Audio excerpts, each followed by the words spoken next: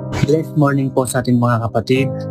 Ang ating pong devotion sa umagang ito ay matatagpuan po natin sa Roma chapter 14 verse 17. Ganito po ang sinasabi: sapagkat ang kaharian ng Diyos ay hindi tungkol sa pagkain o inumin, kundi sa matuwid na pamumuhay, magandang relasyon sa isa't isa at kagalakan mula sa banal na espiritu.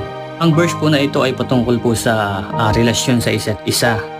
Pwedeng relasyon sa kapatid, relasyon sa magulang, relasyon sa kaibigan, relasyon sa katrabaho, relasyon sa kapitbahay, na kailangan po nating laging magmahalan, laging magunawaan, laging magbigayan, sapagkat ang taong namumuhay ayon sa kalooban ng Diyos ay mapagpasensya po at mapag-unawa sa kapwa.